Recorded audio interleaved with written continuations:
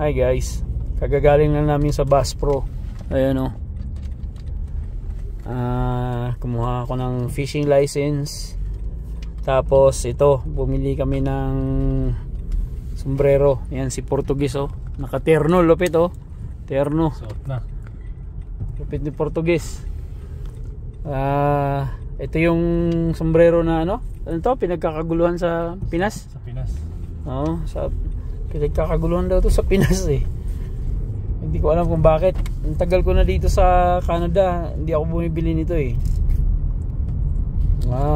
Pang ano lang naman to dito, pang araw-araw ng mga puti.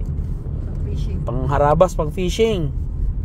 Ayan, so ayan, bumili ako. Ang price niya ay $8.99. $8.99 ba? O, $8.99. $8.99 siya. So $9 plus tax. Not bad na.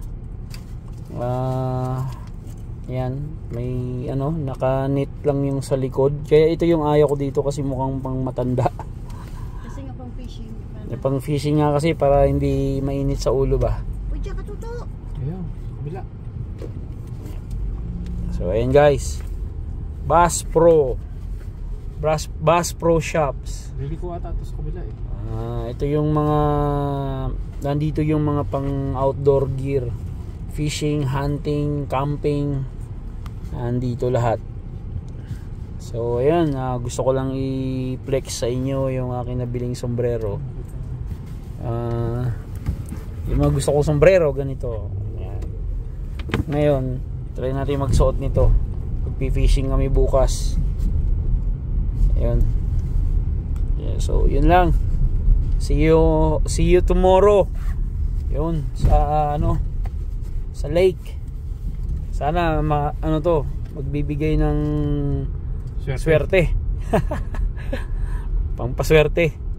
Ayun oh, laki ng bass oh. Okay. Bye-bye. Thank you for watching. Don't forget to subscribe, likes and comments. See you on the next one.